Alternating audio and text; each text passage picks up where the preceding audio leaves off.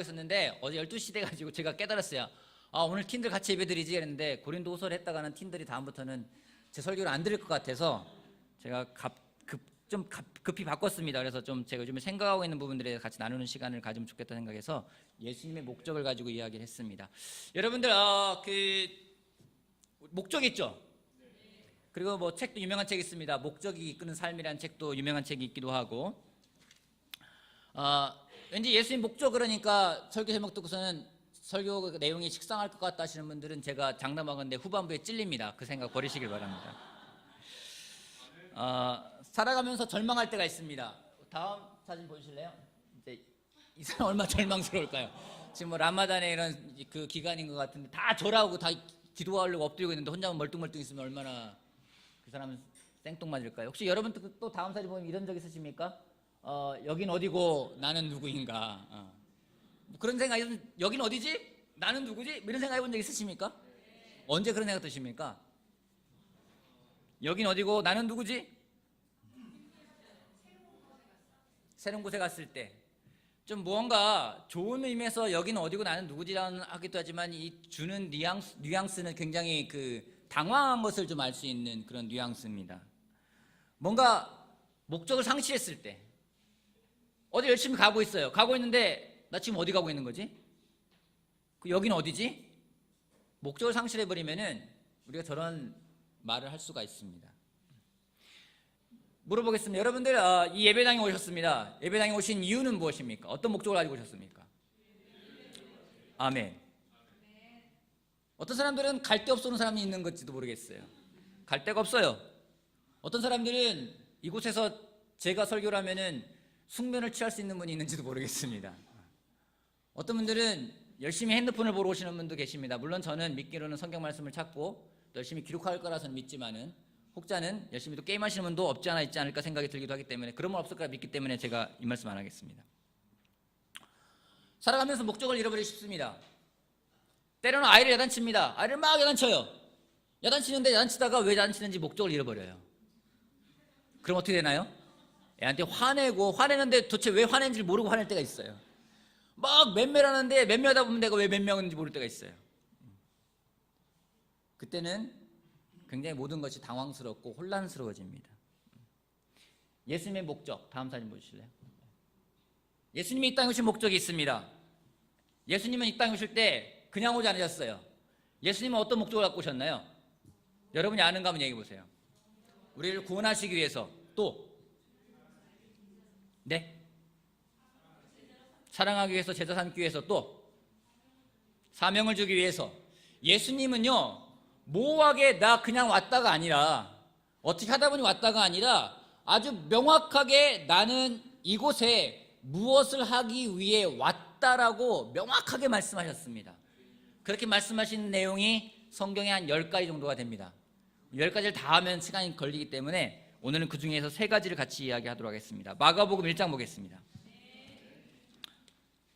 사실 우리 양순정 자매의 성찬과 광무선 형제의 헌금이 풍성해서 설교 말씀을 간단하게 해도 될 것 같은 느낌이 들었어요. 근데 제가 할 건 다 하겠습니다. 마가복음 1장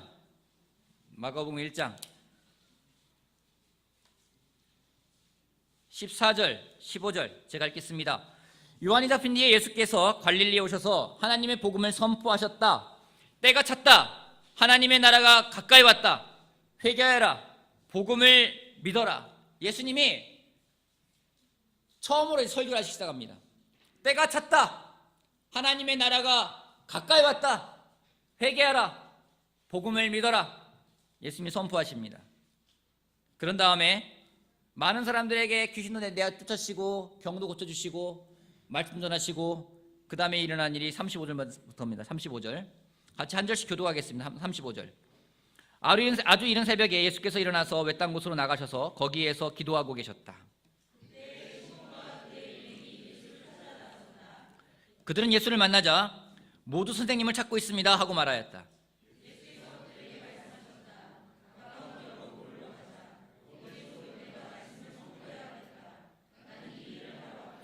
예수님 말씀하십니다. 찾는 제자들에게 선생님 모두 선생님을 찾고 있습니다. 그러니까 예수님이 말씀하세요.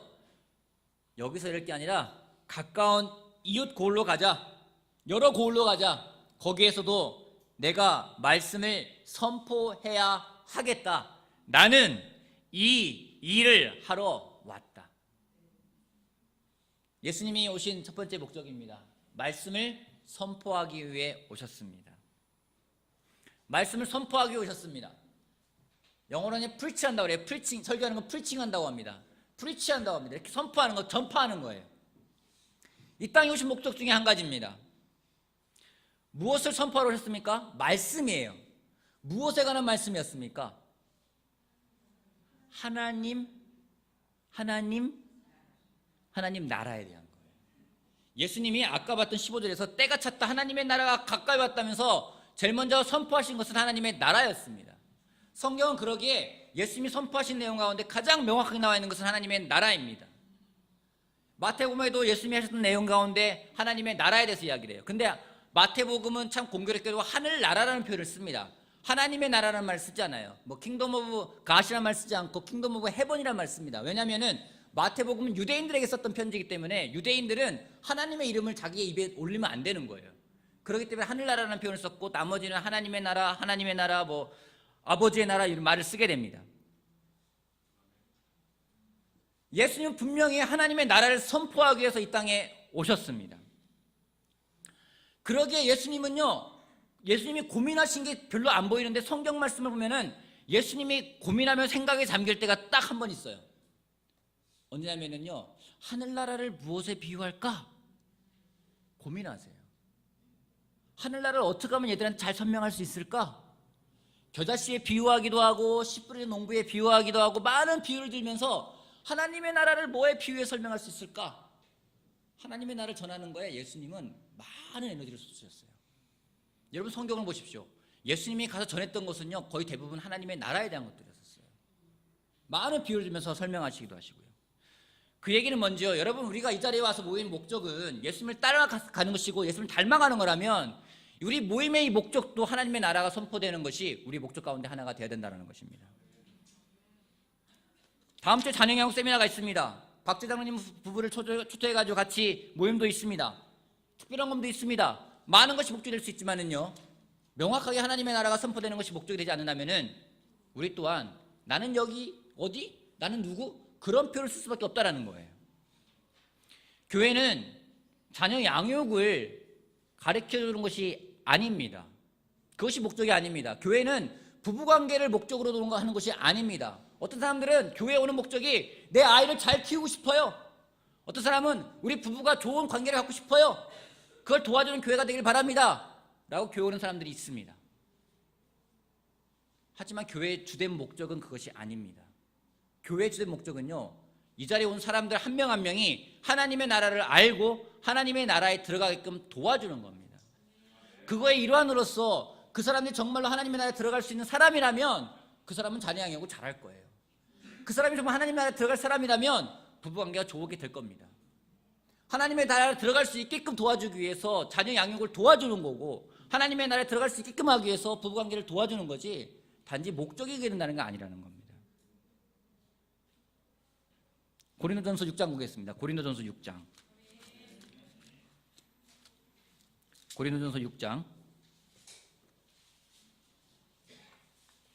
9절 말씀부터 10절까지 보겠습니다. 불의한 사람들은 하나님의 나라를 상속받지 못하리라는 것을 알지 못합니까? 착각하지 마십시오. 음행을 하는 사람들이나 우상을 숭배하는 사람들이나 간음을 하는 사람들이나 여성 노릇을 하는 사람이나 동성애를 하는 사람이나 도둑질을 하는 사람이나 탐욕을 부리는 사람들이나 술 취하는 사람들이나 남을 중상하는 사람들이나 남의 것을 약탕하는 사람들은 하나님의 나라를 상속받지 못할 것입니다. 여러분, 바울 동안 전하면서 전했던 건 무엇인지 하나님의 나라였어요. 하나님의 나라가 어떤지, 하나님의 나라가 누가 들어갈 수 있는지 계속 그걸 전하고 사람들에게 전하는 것도 목적도요, 그들을 하나님 나라에 들어가기 위해서요. 여러분, 결혼하신 여러분, 자녀가 있는 여러분, 여러분 자녀가 갖고 있는 목적은 무엇입니까? 그 아이가 이 세상에서 성공하길 바라십니까? 그러면은 여기에서 안 가르쳐도 돼요. 저는 단언컨대 제 아이에 대한 목적은요, 하나님의 나라에 들어가는 게 목적이에요. 저의 결혼 상황에서 목적도요, 하나님의 나라에 가는 것이 목적이에요. 그렇기 때문에 부부관계도 배우는 거고요, 그렇기 때문에 아이를 키우는 것도 배우는 거지, 단지 아이가 잘 되고 우리 부부가 이 땅에서 호의호식하기 위해서 살아가기를 원한다면 굳이 이렇게 살지 않아도 돼요. 더 편한 방법 많이 있어요. 여러분, 예수님의 관심사는 하나님의 나라였고 바울의 관심사도 하나님의 나라였습니다. 그렇더라면 우리들의 관심사도 하나님의 나라가 되어야 합니다. 하나님 나라에 관심이 있습니까? 하나님 나라에 대해 궁금하십니까? 아까 무슨 형제가 말했으면 팀방 공사가 잘 끝났어요. 여러분, 팀방 아이들을 거울도 만들어놨어요. 왜요? 애들 춤추고 노래하라고. 왜 교회에다가 팀방 만들어서 거울 만들어서 교회에서 춤추고 놀아야 돼요? 하필 교회에서. 더 좋은 데 많잖아요. 저는 마음 같아서는요, 영화관도 만들고 싶고요, 여기 노래방도 만들고 싶어요. 왜요? 여기 하나님의 나라에 관심이 있는 곳에 와서 하나님의 나라를 조금이라도 맛보고 가길 바라는 마음 때문에요. 그들이 딴 데 가는 게 아니라, 세상에 영향 주는 데 가는 게 아니라 하나님 나라에 관심 있는 사람들이 모이는 곳에 와서 좀이나 보고 느끼고 갈 수 있게끔 하기 위해서요. 그렇게 투자하는 거 아니겠습니까? 그게 아니라 우리가 정말로 삐까번쩍하게 어떻게든 사람들이 와야 돼 이렇게 만들어 놓으면요, 목적을 잃어버리게 되는 거라는 거죠.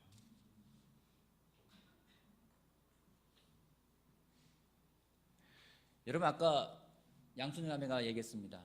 제자가 된다는 건 특권이라고요. 여러분, 제자가 된다는 건 특권이에요. 하나님 나라에 들어갈 수 있는 사람은요, 특권을 받은 사람이에요. 얼마나 놀라운 특권인지 아십니까? 여러분, 아무나 천국 가는 거 아닙니다. 누구나 갈 수 있어요. 우리는 아무나에 포함된 사람들이 아니라 우리는 누구나에 포함되는 사람이에요. 예수님이 그러잖아요. 누구든지 나를 따르면 내 제자가 될 거라고요. 아무나 된다는 얘기는 아니에요. 우리는요, 아무나를 택한 게 아니라 누구나 되겠다고 택한 사람들이에요. 그렇다면 그에 맞게끔 우리의 관심사도 하나님의 나라가 되기를 바라겠습니다. 여러분, 여러분의 관심사가 무엇입니까? 형제들 모이면 무슨 이야기 합니까? 자매들 만나면 무슨 이야기 합니까?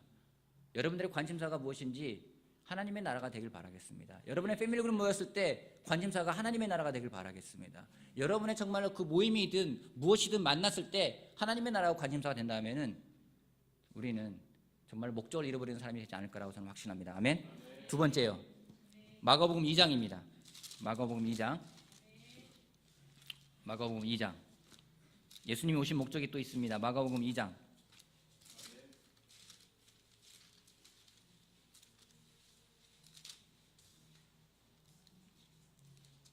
이 장 15절 말씀부터 읽어보겠습니다. 예수께서 그의 집에 음식을 잡수시는데 많은 세리와 죄인들도 예수와 그의 제자들과 한자리에 있었다. 이런 사람들이 많이 있었는데 그들이 예수를 따라왔던 것이다.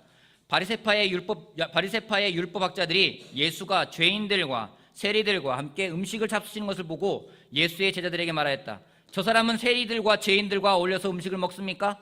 예수께서 그 말을 들으시고 그들에게 말씀하셨다. 건강한 사람에게는 의사가 필요하지 않으나 병든 사람에게는 필요하다. 나는 의인을 부르러 온 것이 아니라 죄인을 부르러 왔다. 아멘. 두 번째입니다. 예수님은 죄인을 위해 오셨습니다. 한번 여러분 손 들어봐 주십시오. 나는 죄인이다. 손 들어봐 주세요. 많이 들었네요. 근데 죄 고백들 하십니까? 죄인인데. 예수님은 의인을 위해 오신 게 아니라 죄인을 위해 오셨어요. 많은 사람이 우리 모두가 죄인이에요. 솔직히 교회는 죄인들이 모인 것입니다. 단지 하나님이 우리를 의롭게 여기시기 때문에 우리가 의롭다 불리는 것뿐이지 우리는 죄인들입니다. 죄인들이 모였는데 죄가 오픈되지 않아요. 죄인들이 모인 곳이 아닌 거죠. 의로운 척하는 사람들이 모인 곳이죠. 여러분, 죄를 우리가 하나님한테 오픈하지 않으면 우리의 죄에 대해서 딜할 수 있는 방법이 없어요. 성경에 따르면은요. 우리한테 놀라운 소아과 선생님이 계십니다. 노영경 자매가 있습니다. 전 노영경 자매 병원에 가면은요, 난 의사하지 않게 잘했다는 생각이 많이 들어요. 정말 특별히 소아과는 더 힘든 것 같아요. 애들 말 못하잖아요. 어디 아픈지 말도 못하잖아요. 여러분 한번 생각해 보세요. 여러분 병원에 갔어요. 병원에 갔는데 뭐 내과 원장님한테 왔다 칩시다. 여러분이 뭔가 속이 안 좋아서 내과에 갔어요. 원장 선생님이 그렇게 물어볼 거 아닙니까? 노영경 자매도 잘 아십니까? 노영경 자매가 딱 물어보는 거예요. 우리 송민이 형제가 아파서 가는데 송민이 형제가 아파서 갔는데 노영자매가 어디가 아파서 왔어요? 오빠? 그러니까 송민이 형제가 하는 거예요. 네가 한번 맞춰봐.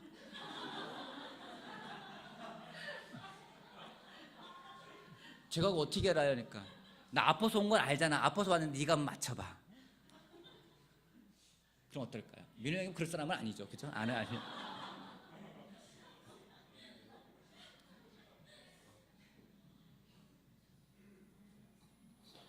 여러분, 교회는 분명 죄인들이 모인 곳인데 의인인 척하고 있다면 교회는 어떤 곳이 될까요?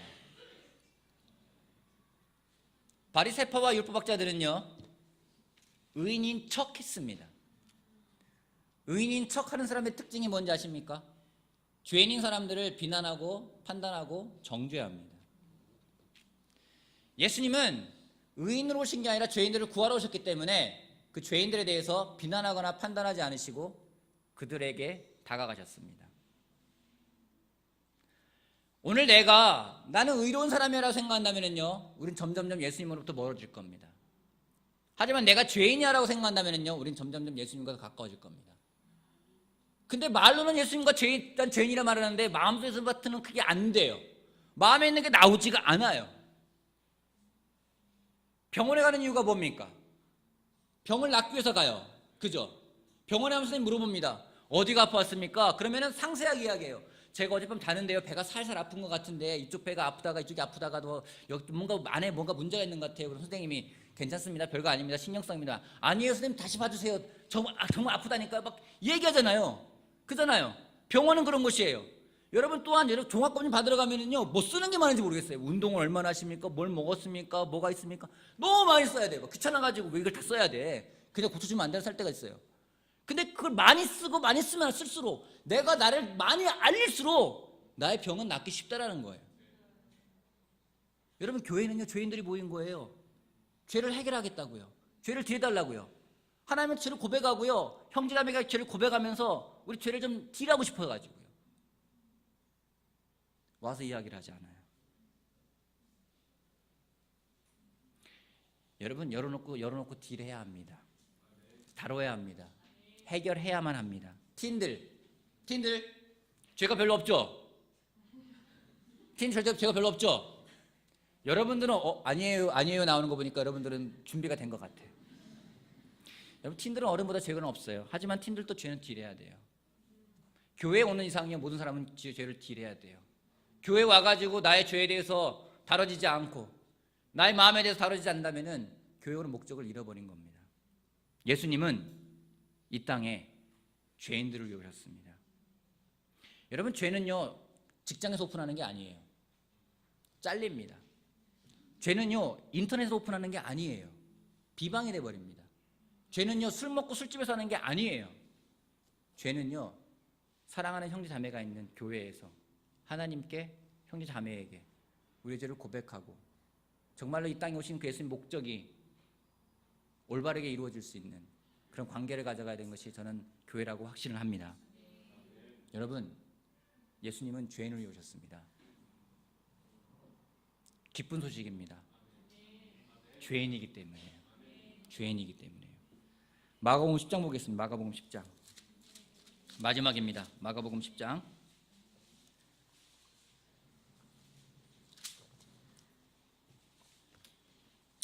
44절 말씀부터 45절까지 같이 읽어볼게요. 마가복음 10장 44절에서 45절까지 너희 가운데서, 자 같이 읽어볼게요. 자 시작. 너희 가운데서 누구든지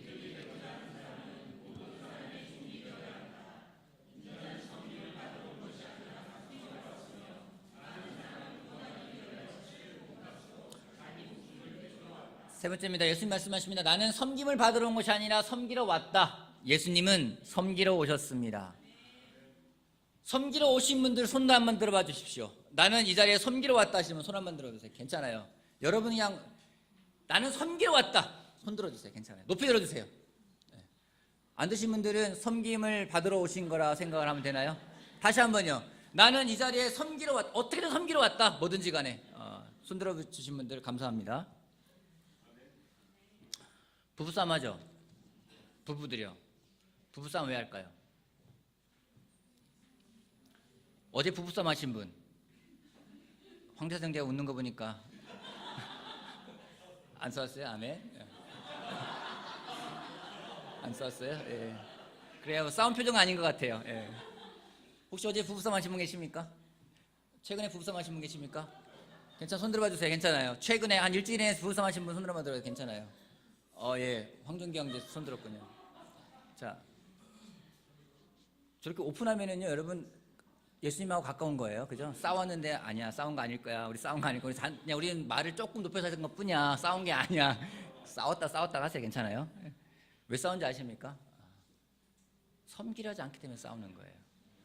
싱글 때는요, 막 형제가 엄청 섬기는 것 같아요. 세상에 너밖에 없어. 공주야 하면서 막 섬기는 것 같은데, 저는 너 크게 웃으면 오해 사요. 결혼하니까 달라지는 거예요. 형제가. 갑자기 그렇게 섬기고 뭐든지 먼저 앉게 하던 사람이 결혼하고 나서부터 집에 들어오면 소파에 들어놓아 앉아가지고 리모컨만 까딱까딱거리면서 뭐 갖다 달라 뭐 갖다 달라 이렇게 이야기하면 안 그럼 싸우는 거죠. 여러분, 부부싸움은요, 사랑이 결핍해서 싸우는 게 아닙니다. 섬기지 않기 때문에 싸우는 겁니다. 교회에서 가장 많이 나오는 말이 뭔지 아십니까? 놀랍게도 교회에서 나오는 제가 듣는 가장 많은 말들은요, 또 제가 많이 들었던 말들은요, 상처받았다는 말이에요. 오빠의 그 행동 때문에 상처받았어요. 형의 그 말 때문에 상처받았어요. 때로는요, 제 눈빛 갖고 상처받았대요. 왜 그런 눈빛으로 날 쳐다보냐고. 참 어떻게 할 말을, 제가 또 그 선글라스 끼고 다녀야 될지 모르겠어요. 우리 교회 와가지고 다 그런 얘기하고 상처받았어요. 제가 그 말했는데 상처가 됐어요. 저를 너무 무시하는 것 같았어요. 저를 너무 배려하지 않는 것 같았어요. 저를 정말로 저를 투명인간 취급했어요. 이 교회에 사랑이 없어요. 상처받았어요. 왜 상처받을까요? 섬김을 받고 싶기 때문에요. 여러분, 우린 종이에요. 그죠?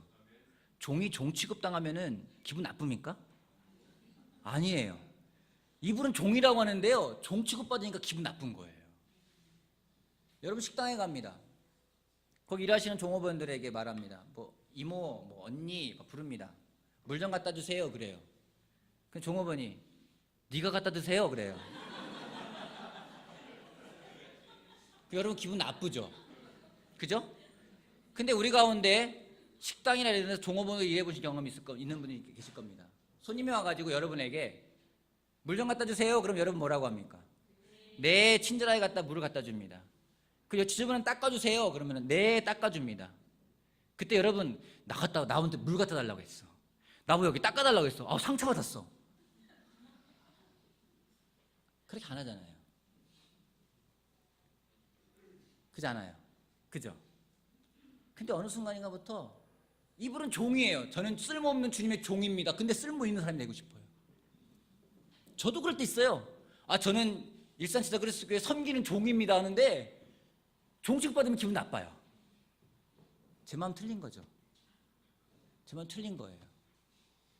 예수님은요, 섬기러 오셨다고 했기 때문에 그 어떤 치욕을 당하더라도요, 예수님은요, 거기에 대해서 상처받았다는 말은 안 하셨어요. 종으로 오셨기 때문에요.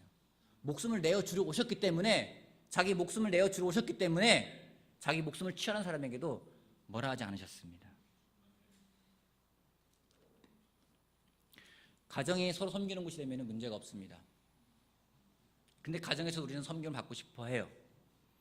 저희 딸아이가 있지만은 제 딸아이는 항상 말합니다. 밥상을 차리려고 할 때, 야, 엄마 좀 도와줘. 제가 합니다. 엄마도 이야기합니다. 숟가락 좀 놔줘. 그거 뭐예요? 날 섬기라는 거예요. 그래서 해주면 고맙고 안 해주면 상처가 되는 거예요. 섬김받고 싶으니까.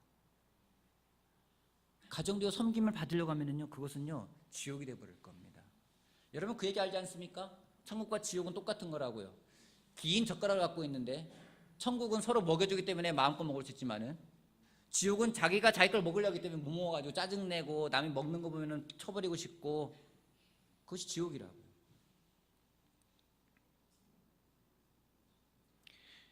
교회에 문제가 무엇일까 생각해보면은 올드 크리스천들이 참 많아지고 있어요. 여러분, 나는 올드 크리스천이라면 손 한번 들어보세요. 자, 2년 이상 손 들면 돼요. 2년 이상. 2년 이상. 여러분, 제가 영크리스천 때 3개월, 2개월 정도 돼가지고 주블리 갔는데요. 거기에서 만나잖아요. 얼마 됐어요? 저 이제 2개월 좀 넘었습니다. 그런데 거기서 저는 1년 넘었으면 와 대단하네요. 저는 2년 됐으면 우와 5년 됐어요. 그럼 거의 예수님급이었어요. 그때는요. 그게 문제가 뭔지 아십니까? 올드가 너무 많아지고 있어요. 많아지는 게 문제인지 아십니까? 많아지다 보니까 이제는 서로 만만한 거예요. 종이 아니에요. 그래서 누군가 저 사람이 나를 제자 훈련해준다, 나를 도와준다 그러면 기분 나빠요. 최소한 나는 목사님급은 돼야 될 텐데. 그 정도 레벨은 돼야지. 광문선 형제처럼 저 정도 사회적인 지위가 있어야지 되지 않을까? 신동훈 형제처럼 저만큼 샤프해야 되지 않을까? 뭐 그런 기대들이 있는 거예요. 그런 기대가 무너지면서 갑자기 세례받은 지 얼마 안 되는 기동 형제 보고 얘가 너 도와줄 거야. 그러면은 얘가 내가 도와줄 것 같은데요. 뭐 그런 생각 드는 거예요. 여러분, 교회는요 세상이 아닙니다. 세상의 계급이 교회에 들어와서는 안 됩니다.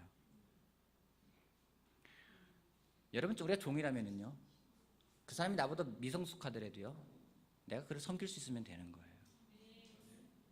근데 그게 아니라 나는 최소한 그래도 우리 정부만 3호 정도는 돼야지 날 도울 수 있지 않을까? 이 정도라면 그 정도 좀 똑똑해야 도울 수 있지 않을까? 좀 더 나보다 더 배워서 도울 수 있지 않을까?